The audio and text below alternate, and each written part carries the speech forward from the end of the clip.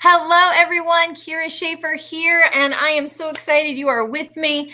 I am the CEO of As You Wish Publishing, asyouwishpublishing.com, and I am super thrilled that I get to speak today to someone who is absolutely a fabulous healer, a wonderful person, a wonderful friend, someone who has a lot of wisdom to share. And I'm going to introduce you to her right now. And her name is Chantalle Ouellette. And Chantalle is a nationally certified and licensed massage therapist, earning her degree in 2010 from Cortiva Institute for Massage Therapy. She is French-Canadian born. Maybe she'll teach me some French. She relocated in 1997 to McHenry County, Illinois, where she lives with her husband and her 2 daughters. Here she practices her therapy and continues her lifelong healing journey, which includes traveling the world, working with sentient beings, and experiencing deep transformational healings with animals of all kinds, such as horses, cats, dogs, orangutans, elephants, and dolphins. Chantalle specializes in treating the body, mind, and spirit through a variety of modalities, including linking awareness that creates heart-to-heart connections with other sentient beings, and the Bodytalk System, which addresses the whole person. Each session is a personally synergized treatment of integrative approaches, advanced breathwork techniques, and bodywork modalities that deliver lasting results. And I can say from personal experience how absolutely amazing and effective Chantalle is when she works with her clients. So I'm going to bring her on. Hey, Chantalle. Hey, Sunshine. It's so good to see you. It's fabulous to see you.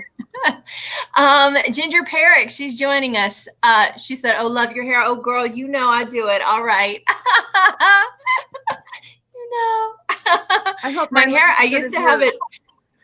You look wonderful. And everybody knows I used to have a undercut. And I don't have it anymore. The pandemic has taken it out of me. Well, you look great with it, so Yeah, I know. Maybe you'll bring it back. Maybe I will. I don't know. It's so hard to grow it out. But yeah, you have to wear a ball cap for a long time. But I didn't have to do that because I just didn't see one. Exactly. Let's talk about this crazy world of healing modalities, because we all start our journey, I think, in the healing world, in the healing practice, the healing business, usually through our own wounds. At least I know that was my experience. And a lot of people I talk to have had that same type of thing. And you mentioned in your bio that lifelong healing journey for yourself. Yeah. And so talk to me about what got you into, self-healing and to then translate that into helping other people. It kind of happened. I became a licensed massage therapist, quote unquote, late in life. I decided to go back to school 10 years ago. So I was 36. Yeah, I graduated when I was 37. It just happened because I had a friend one day who had asked me, "Hey, so what are you doing?" And I'm like, "Oh, I'm doing this, I'm doing that." And the response was, "Oh, that didn't sit well." So I went to massage school, and that was great. It was awesome. But that was just the beginning. So they don't tell you when you go to massage school, at least for me, I can't say for every other massage therapist out there, but for me, it kind of spiraled into where I am today. Because you're putting your hands on a lot of people. So you're making that energetic connection with people. And as I started working very early on, I would have these very interesting experiences where I would, I tend to close my eyes a lot. And I would have images pop up, and you kind of go, "What the heck is that? What does this mean?" So that led me down to furthering my knowledge. So with that, everything comes to you in divine time, as we know. And back in 2013, I was introduced to Bodytalk. And through Bodytalk, that propelled me a little bit further into the following year. I wanted to take Bodytalk for animals, because I would always be around the animals. I'd be around dogs, especially. And they would behave very differently. So you'd have a very well-behaved dog, and all of a sudden I'd show up and that went out the window. And I was like, oh, friends would joke. They're like, oh, it's just Chantalle. Don't worry about it. And unbeknownst to me, animals are extremely smart. We don't give them enough credit. And the dogs knew what I didn't know. So I wanted to take this class called Bodytalk for Animals. And in order to take the class, I had to take a couple of different modalities. And I ended up taking this one class called Linking Awareness. And that led me to Lucia Jacob. And she's a phenomenal woman, gifted woman, brilliant woman, dear friend.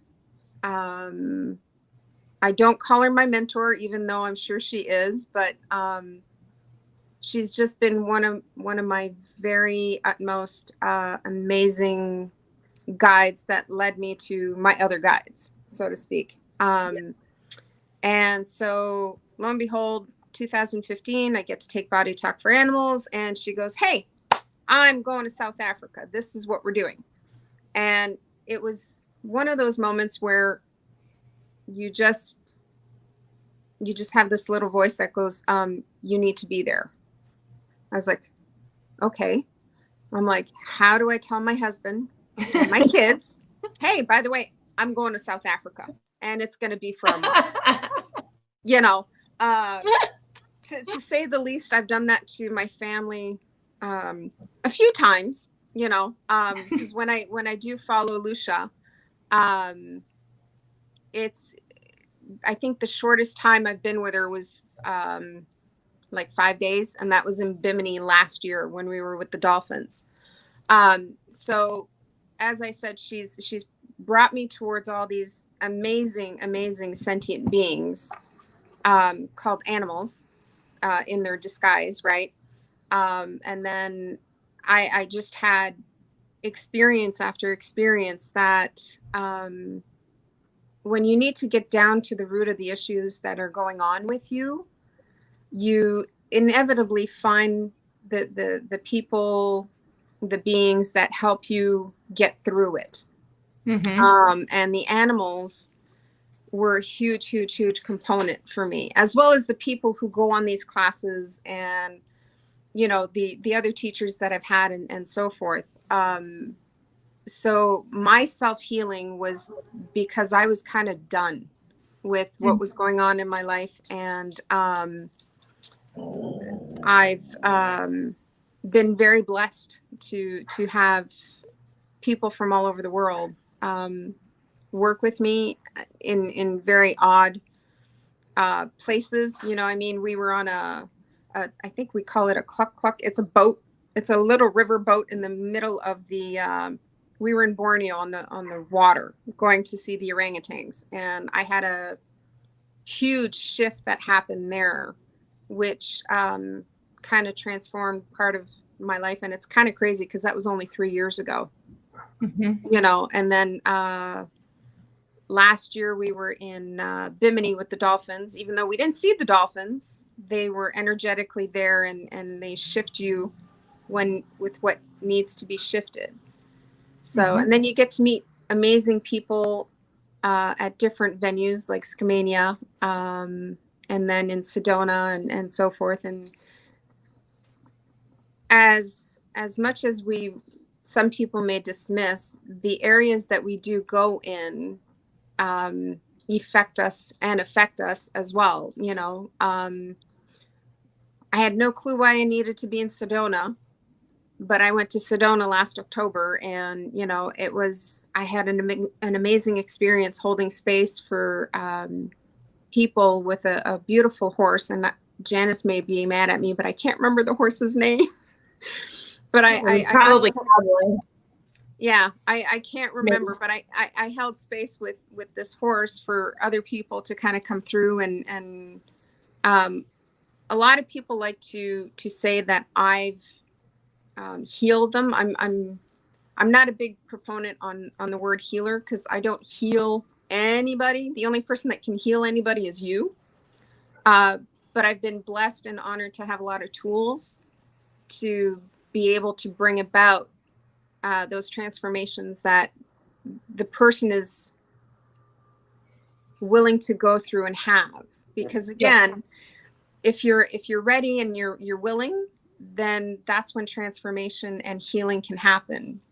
Yeah. But you can't force it on it. Yeah, absolutely. That is a major distinction, that everyone who is searching for a healer, or someone who performs an activity that helps to open your energy to possibility. Exactly. That's a lot harder to say than healer. Okay. Exactly. And it's funny, because people are like, oh, thank you so much. You healed me. You did this and you did that. And it's like, thank you. But you came to me, and I'm a pathway. I'm a conduit.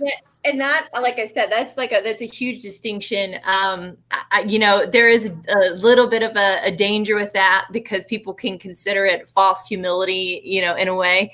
But really, what we're saying is that is something so significant here. I remember I had a healer type a long time ago who, he said basically my way or the highway. And I said, okay, highway it is then. Yeah. I'm like, exactly. You're human. You're flawed. Exactly. And if we don't recognize those flaws, and if we don't embrace them, then we personally aren't healed. Exactly. We personally, have to allow ourselves to continue the journey and to allow new opportunities. And I mean, I still have crap that I'm, if anybody saw our last week's program, I was like, God, it's 20 years ago. Come on, Kyra. But here's the beautiful thing, and this is something I tell a lot of my clients, is we're on a path, right? Your life is a path. You're on the road, you're going your merry way, and you can go left, you can go right, you can go straight, but you have that obstacle. And the thing is that obstacle is truly what you're looking at. That's the lesson. And it's how you want to go through the lesson, right? Because we can choose to, hi, Bub. We can either choose to go through it, which is truly how you see the lesson. But you can go through and you can go around it, you can go above it, you can do anything you want, but it's until you go through it that you can truly see the lesson. And it's like you said, you go, oh, 20 years ago, I still have stuff that comes up, and I'm like, oh, it's another layer. Yeah. Because it's like an onion, right? Yeah. The onion's beautiful. You peel back the layers and you go, oh, I'm good. I'm done. I'm finally done. And then all of a sudden you're like, it hits you again, and you go, really? Really? Well, what I love about that is that each layer, I think it's a little bit easier to peel. And exactly. So even though we go, oh, there it is, we get to that point where we start laughing at the onion itself, and it's like, what, really? This is so cute. What am I doing here? And so it's so interesting. It's so interesting because when we look at our own personal development and we look at different types of healing modalities, we can use these tools as a touchstone or as a place to go back to and go, okay, I remember that this was really helpful. And so we can kind of get a sense of, as we journey through our onion, right? Yeah. It's the sense of, okay, here's a level of relief. And I think that outer layer is so tough to get through, because first we have to know there's a fucking onion. We have to see, oh my gosh, there's an onion right here in front of me. Exactly. And then it's like, now I got to peel it. And so we get that first layer of relief and we think, I'm done. I'm good. We're fine. And then it's like the tip of the iceberg. Absolutely. Yeah. Absolutely. And we have to be willing to see that about ourselves. This is so good. Okay. Yeah. And Go a lot, and see, the thing is many of us don't want to. Yeah. You know, because why do the work? Why go down and why get into the nitty gritty? Because who the hell wants to do that? Because it's not pretty. It means you have to get real with what's happened in your life, good, bad, ugly, right? And it also has to do with a lot of relationships in your life, right? Because each and every person that comes into your life, regardless if it's friends, family, animal, whatever, they all play a role in your development and in what you wanted to experience in this lifetime. And you know, a lot of people will say, oh, well, it's family. You have to, you know, it's family. You have to, because it's family. I'm like, that means nothing. It means nothing. If you can recognize what the lesson was that the person in your family created, then recognize it. But they don't have to be in your life. No, they do not. You know, and I think for a lot of people, that's where the belief systems come in. But if you can recognize that it's simply a belief system, you know, that's going down a whole other rabbit hole, is this whole thing about belief systems. Yeah. You know, Lucia made a reference one day because I was talking to her about something, and I was like, you know, I said, I'm going through this situation, and I said, I said, I'm trying to have people see that, you know, they need to think outside of the box. And then she's like, well, what if there was no box? And I went, really? And I'm like, okay, there is true. And when you think about it, there is really no box. There is no box. And when you can wrap your head around that, because that's a huge one. If you can wrap your head around the fact that there is no box, and you can go outside and just be and pay attention to what the wind is doing, pay attention to and it's not even pay attention, it's observing, because that's truly what we do. You know, when I work with clients, I've got my hands on them, but I'm in so many different dimensional layers that I'm coming from an observer perspective.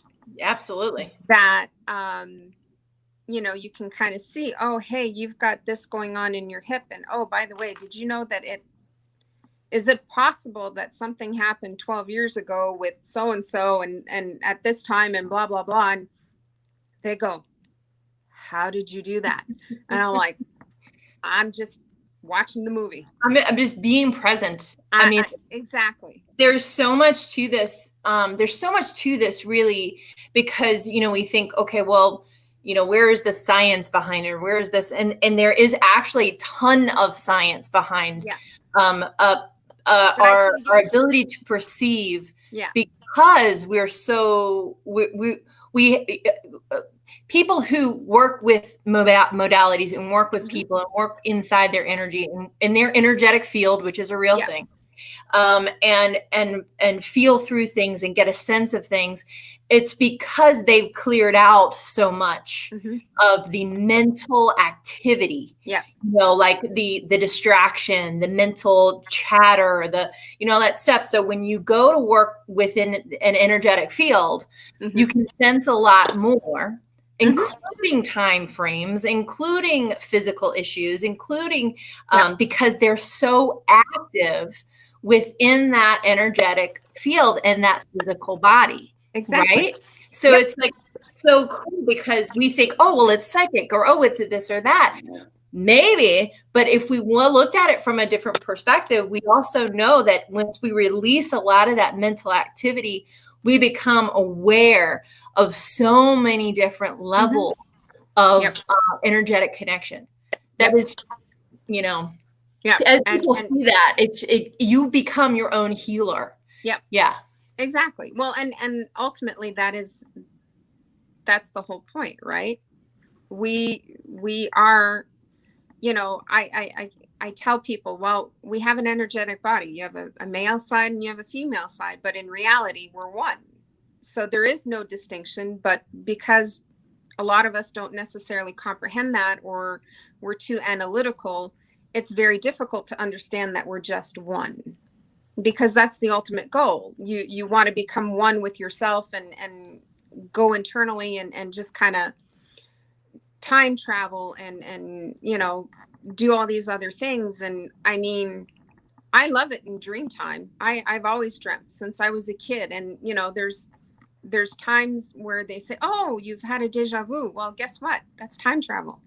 Because I've been to several places, or I've had moments where I've gone, oh, I know what's happening next because I've already been here. Yep.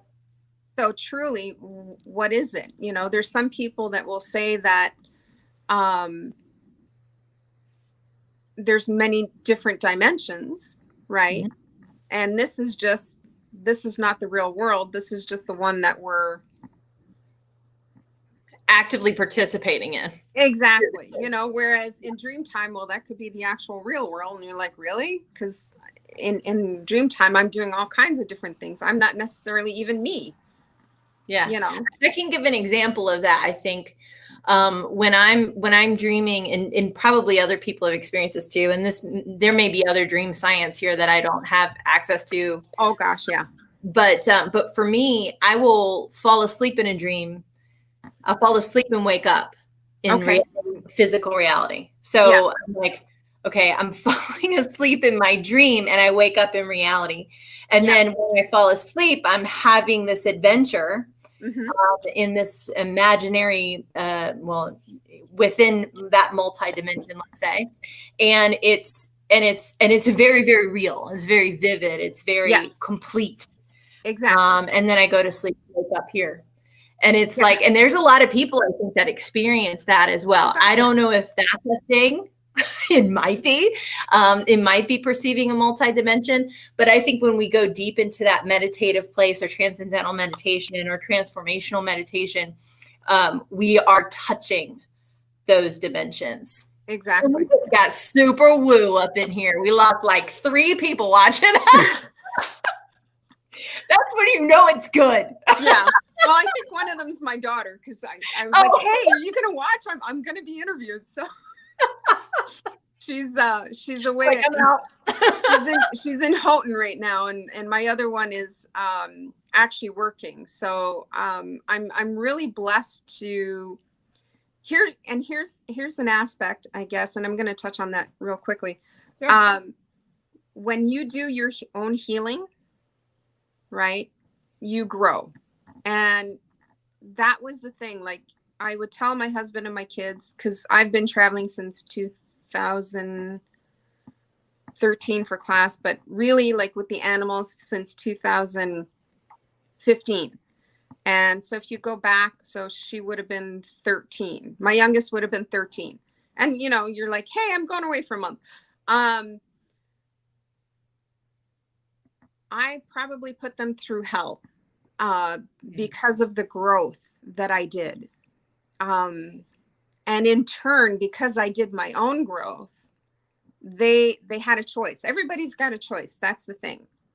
You can either grow with, right, or you fall away. And my family has been freaking awesome and amazing, because they've grown so much. My husband, he's an amazing man.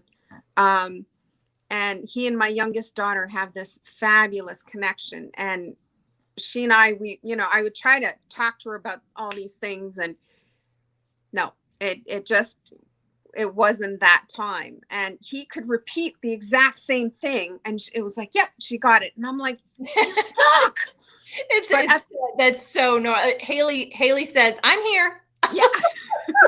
And it's amazing, because now that she's away at school, it's been amazing. We talk every day, and it's not the same relationship.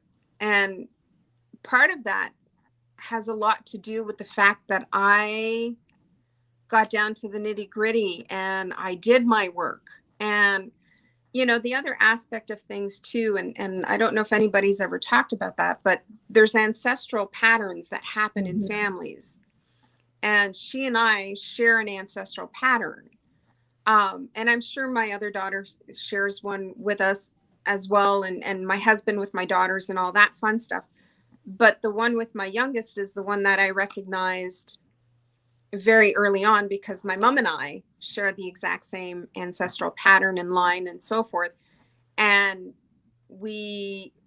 last year there was a major shift with my mom and I, and we actually closed that chapter in that book. And we're writing this amazing new book together.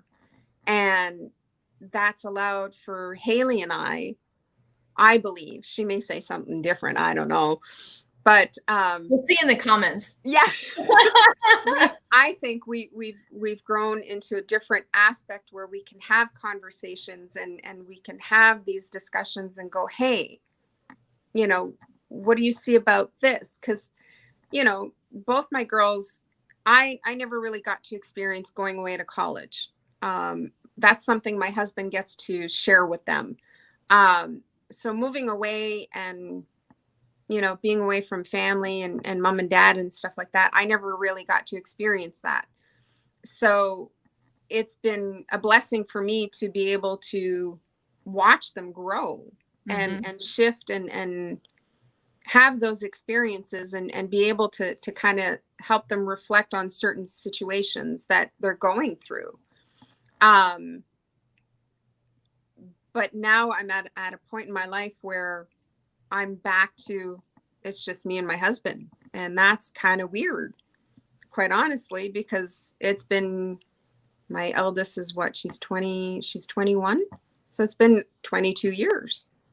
And before that, we lived back home in Canada. And now it's just him and I. And we're going through this amazing experience where, again, it's another layer that whether we want to consciously acknowledge it, you're going through and you're going, okay, it's another layer of your healing, because I'm going back to that loneliness aspect where it's just me, you know, and it's kind of amazing because I'm not who I was 22 years ago. Like I was very insecure.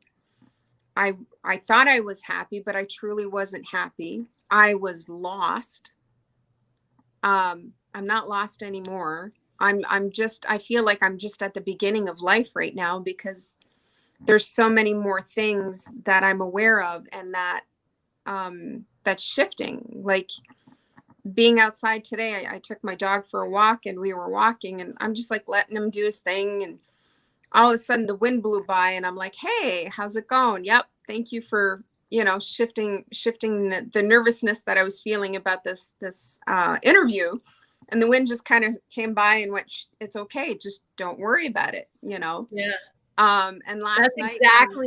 That's exactly the presence, you know, that we're talking about, is that if you don't have, if you let your mind get clear of a lot of that chatter, and that's not easy at first, you know, it is sitting for a while and just observing and being present with it. Yeah. And that's where, if you get a chance, if you can sit with the animals, they have so much to teach us. And they can actually show you how to get out of your way, you know? And it could be, and it was funny because I was having coffee with a woman yesterday and there was a bee that kept flying away by. And I'm just like watching the bee and I'm going, okay, I get it. I understand. Thank you. You know, and she's like, sweat. And I'm like, try this. Just thank the bee, you know, because he's trying to get you out of your head, first of all. And she's like, well, he just wants my coffee. And I'm like, no, he doesn't. It's, you know, just kind of be. And that's the thing. It like I had what I thought was a leaf bug, but I found out this morning that it was a candid. It's a grasshopper that looks like a leaf. And he flew last night because I made a comment during the day yesterday. And he flew, and I've never seen one before. And he landed on the patio door. And I'm sitting there with my husband. We're eating dinner and we're chatting. And all of a sudden he makes a noise. And I'm like, thank you, because he was shifting the energetic frequency that we were in so that it could get cleared and we could elevate, right? Because the cicadas, that's what the cicadas in Indonesia taught me. We went and we were sitting and we were just waiting for the orangutans to come. And the cicadas were just playing their music and their sounds. And at one point, I started spiraling and I'm going, oh my God, I feel like I'm going down a hole. And, I talked to one of our leads and she's like, go sit by a tree and ground yourself. And as soon as I sat by that tree, everything went, and I was like, okay, but the animals have so much to teach us, so much to say, but we don't give them the airtime. No. Yeah. My husband and I, we decided we were going to go camping this weekend to get away from the tech world that we live in because we're publishers. We're always on our computers, right? Yeah. And so we get out there. And Todd, the first thing Todd does, so we set up everything, and we have one of those anti-gravity chairs that you can get walled. Yeah, I have one. Yeah, they're awesome. They're great because they take all the pressure off your body and your back and your hips and everything. So he immediately gets in the chair. He lays back and he just looks up, and he hears this tap, tap, tap. And then he's like, where is that coming from? Because that's all he has to focus on. He's like, not anything else. He's like, where is that? And then he sees a woodpecker. And so he's watching this woodpecker. And then a second woodpecker comes in. And then they start flying around. And he's like completely absorbed in their experience of each other. And then I'm like, well, I'm getting in my gravity chair now. And I'm going to watch the woodpeckers do their dance. Yeah. I know it can sound so simplistic or even hokey, or even like if you're listening to this and you're like, yeah, who has time to sit down and listen to some bugs? And, but if you do, time expands. Exactly. It expands. 15 seconds, it feels like 15 minutes. Exactly. Now, did Todd ask them if they had a message? No. Come on, let's not go that far. But if we were really looking, to me, it was a gift. Oh, of course. It was a moment of, I can allow this experience to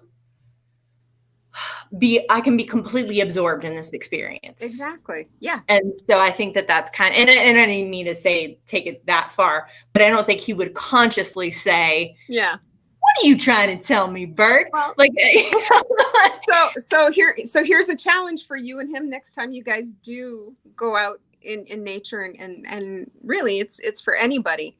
Yeah. Get into your heart space, right? Find your little, for me with having taken linking awareness, there's a great tool that we were given, and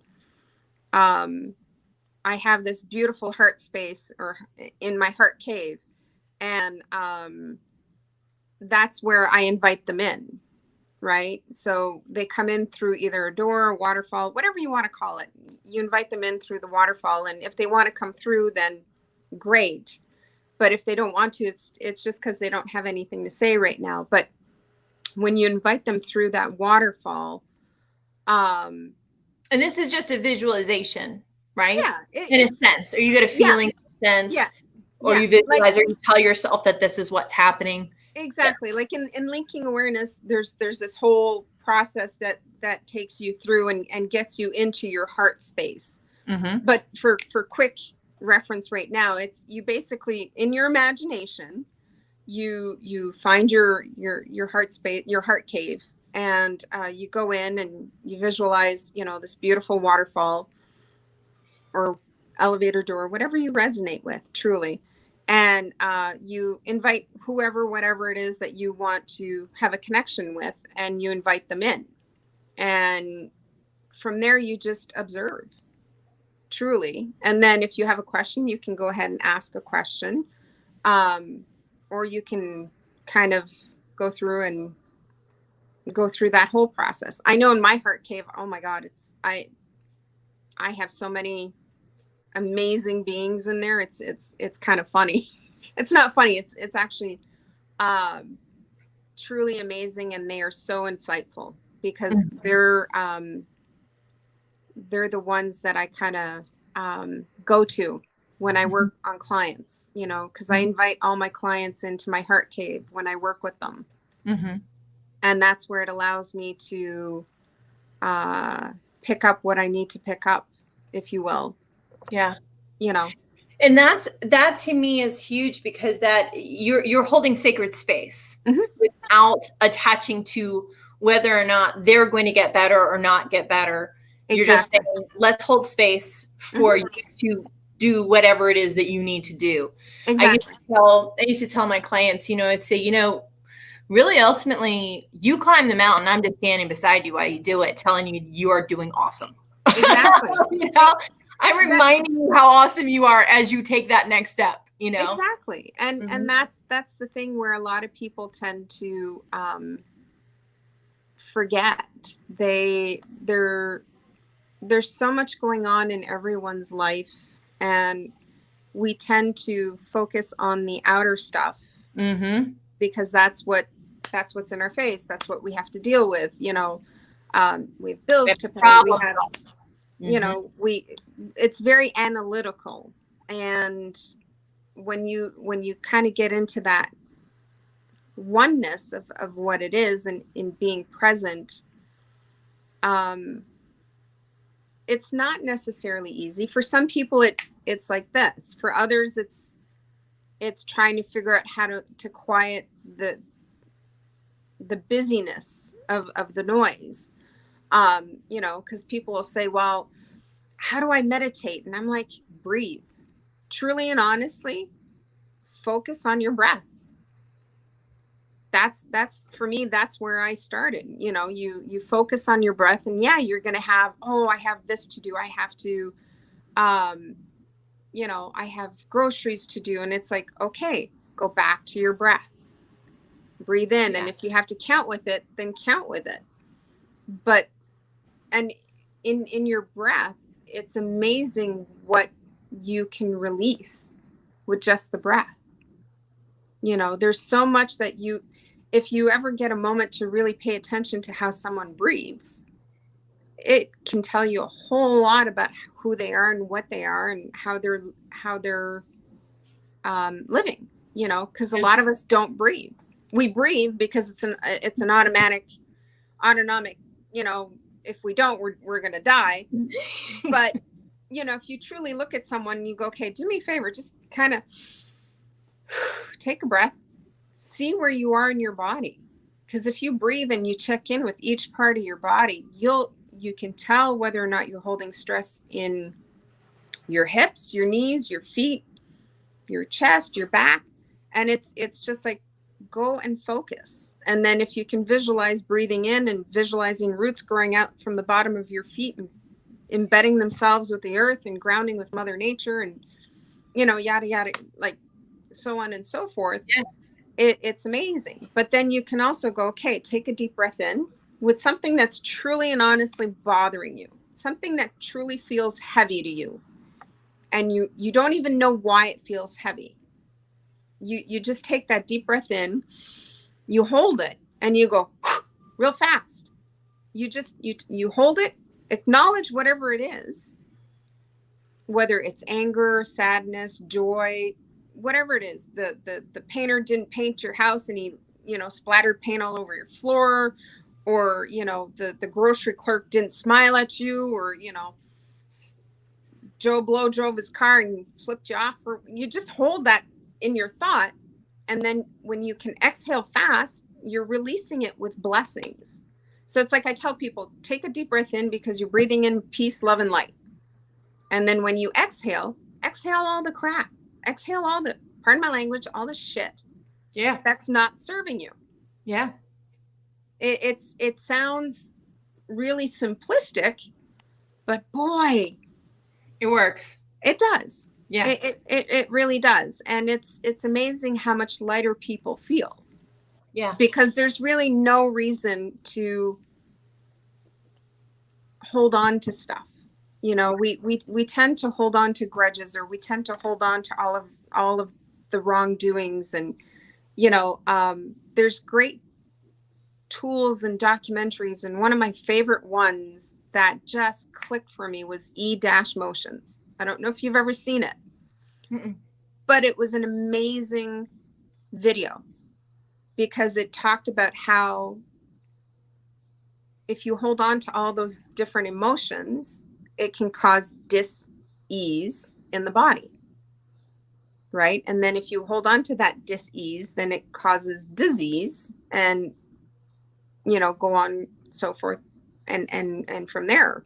Right. So truly, if we can, if something happens and we can recognize it for what it is, and recognize it for the lesson, you know. And one of the biggest ones that I still kind of struggle with is I was in a class and they're like, oh, you go to class and you're with all these different people and you get along with some, and there's others that you're like, oh, I just can't with this person. You know. And I remember being in class and I was flat out told, go spend more time with them. And it was like, why would I want to go and spend more time with someone who irritates the crap out of me? Yeah, right. And it's because they're mirroring something. Mm-hmm. And it never dawned on me before. Mm-hmm. Right. And so then when you can go and you can recognize and see what the mirror is and go, oh, that's what I needed to know. And Buddy's just confirming that because he's, you know, shown up. So that's huge. And I know in Course in Miracles, there's definitely a piece there that says, I don't know how you say it, but it's kind of, you spot it, you got it. Mm-hmm. And so, you know, if you see it in someone else, when we take radical responsibility for our lives and our experience, if we can say to ourselves honestly, we've mm-hmm. never done anything like that before, mm-hmm. thought in any way like that before, or taken action in that way before, in some even very light way. Yep. If we really honestly say that, maybe there is not a lesson for us in that, but usually there is. Exactly. And there's times, and there's times that a person is just being that way because that's who they are, and they can't even recognize their own lesson in it. Right. You know, because you can be in situations and you go, yeah, I really don't, but I can see what my lesson is, but yeah, they still have a lot more that they need to see on their own. I'm good. That's cute. We're not responsible for teaching anybody anything. Exactly. Exactly. And we're not responsible for anybody's happiness. Exactly. You're not responsible for anybody's happiness. Exactly. We truly are responsible for our own happiness, you know. And I love how it's through that taking that responsibility and seeing where we are mirrors, or they're mirrors for our stuff, so that we can release it, you know, because there are some people who study kind of new age practices, new healing modalities, or going into energy work or whatever it might be, who are peeling that first layer back. It is really hard. It's really difficult. It's really challenging. But they're going about it in a way that's actually not causing them to take responsibility yet. They're just getting to the point where they can see it. And that feels really, really, really big, mm-hmm. you know? And so we're like, oh, somebody laid their hands on me. I feel better because I haven't been touched in an unconditional way in my life ever. It was either through abuse or through hitting or through correction of some way, mm-hmm. or through through a negative sexual experience. And so it's like, somebody's touching me and they don't want anything from me. Yeah. You know, that was my first thought. I was like, what the fuck do I do with that? It's like, hold on, wait a minute. You're touching me. You don't want to have sex with me. You don't want to abuse me. You don't want to take from me. I don't understand. Yeah. And so opening to that was huge. But my next step was taking radical responsibility for the reason why those people took from me in the first place, and what role I played in that, and then how I needed to forgive myself and potentially them. So it's like, okay, let's get through the first level of energy work and massage therapy and body talk and all, you know, all that kind of stuff, and see, oh, wait, there's benefit here. And then let's go a layer deeper. See where the rabbit hole goes in a really powerful and empowering way. Exactly. Well, and that's the thing.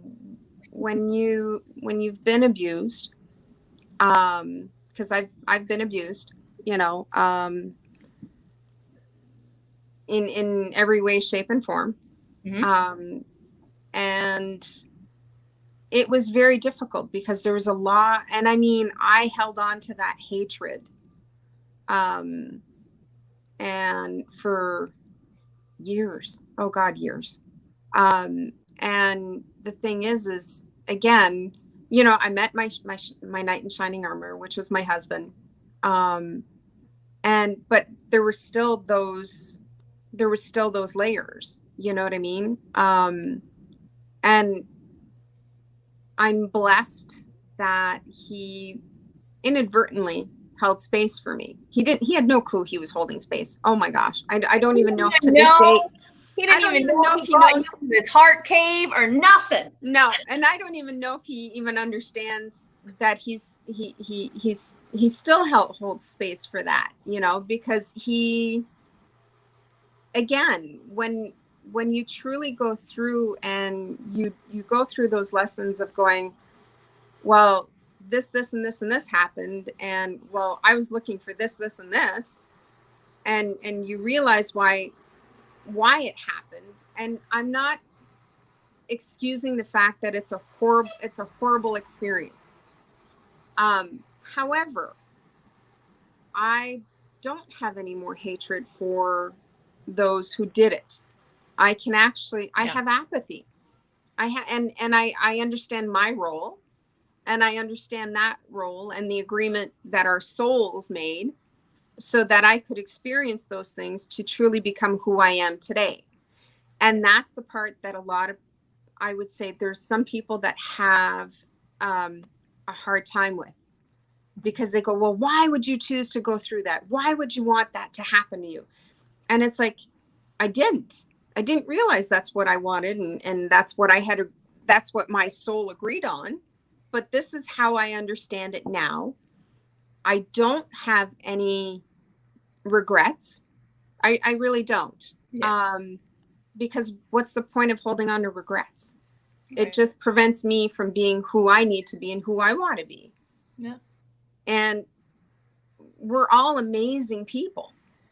We truly are.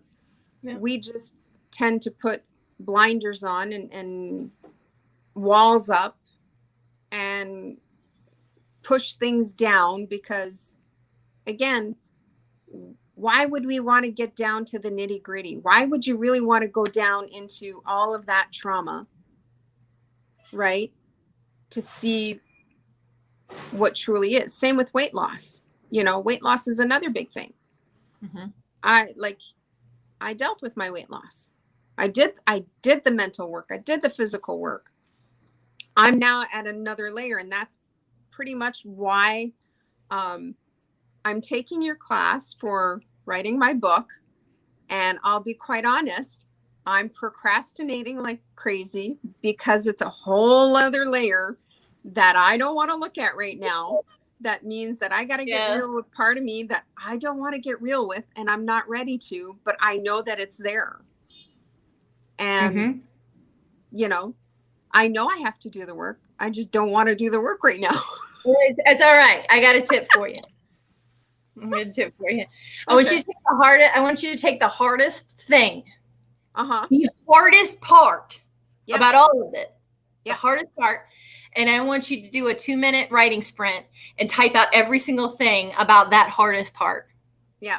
And that's it. You don't have to do anything else until I tell you another thing to do later. Yeah. You want to laugh what the hardest part is? It's I used to always fear failing. Right? Perfect. My biggest fear was always I was gonna fail at it didn't matter what. I hated taking tests because I'm like, I'm gonna fail. This time around, I'm actually afraid of succeeding because I know that once I write it, it's gonna be good. It is. And that scares the living bejesus out of me. I'll tell you what. I'll take it off the plate for you. Okay. All right. There are 2 to 4 million books that get done a year. Yeah. Success is in the eyes of the beholder. Exactly. So your success could be anything from somebody saying, "Hey, that book meant a lot to me," or that particular paragraph or that little thing meant a lot, and it helped me in this way. All the way to, New York Times bestseller. Yeah.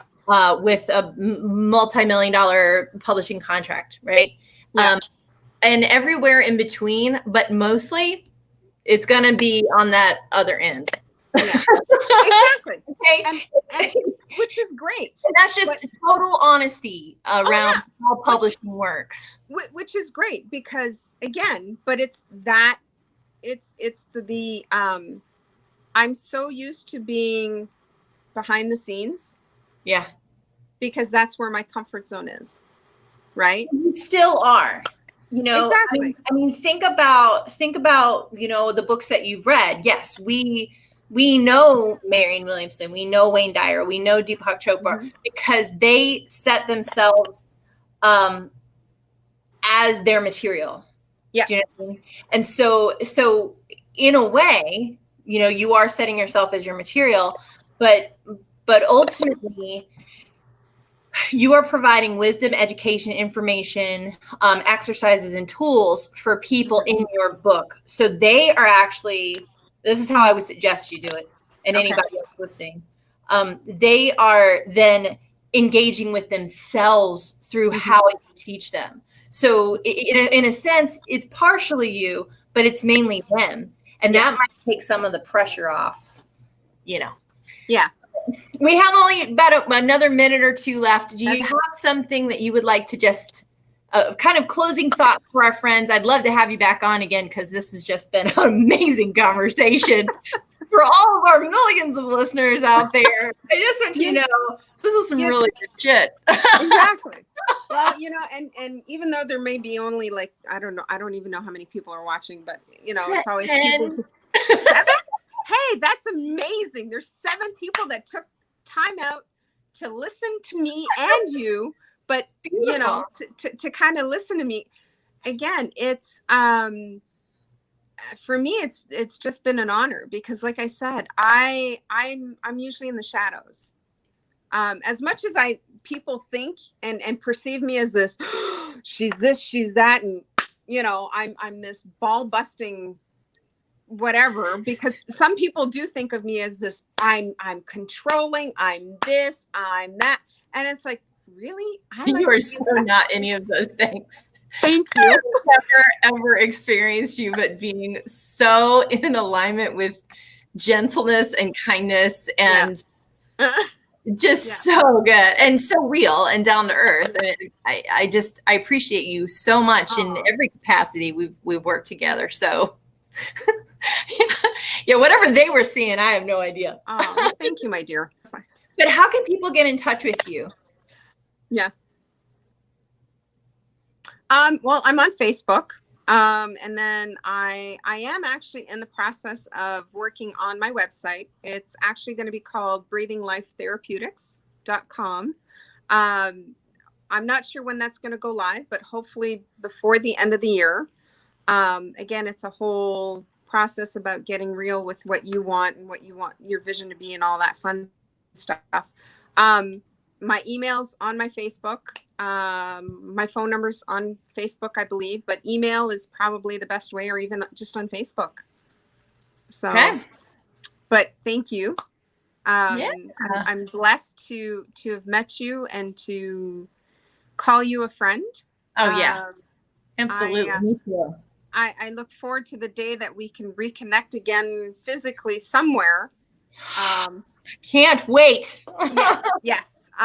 It's going to be coming soon. I have a feeling, 2021 is going to be very interesting. I'm looking forward to when they lift the travel ban, because, there's quite a few people in Canada I wouldn't mind seeing.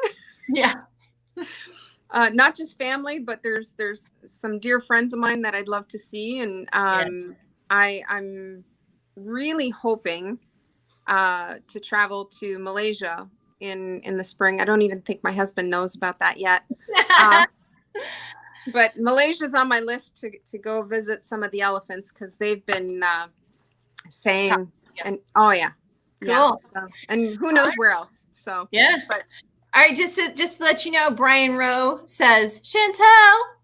Chantalle's amazing. Aw, Brian's awesome. Kenny Jaworski, my friend in New York. Good old friend. He's not because he's old, but because I've known him a long time, and he's one of Todd's oldest friends. Oh. Not because he's old, but because he's known him a long time. Kenny will appreciate that. Gives us all thumbs up. And Haley, as you were talking about her and your kids earlier, she said you hit the nail on the head. So yeah. Thank you so much, Chantalle. Thank you so much for being with us. I appreciate you. And guys, if you want, we're on YouTube right now, so subscribe. Subscribe if you want to. Give me a thumbs up. If you give me a thumbs down, my self-esteem will be brutalized, so please don't do that. And I say that every video now. But I really appreciate you guys listening and watching and being with us. If you are interested in learning about healing and healing work, you can go online. Just know you're going to get a variety of different pieces of information out there. I definitely would connect with somebody you feel good about, like Chantalle, and just, learn, develop, grow, quiet the mind, do some simple meditation things, and you will achieve those things that you're wanting to achieve. I know it in my heart of hearts. All right. We're going to hop off here. Again, thank you everyone for listening. And thank you, Chantalle. Thank you.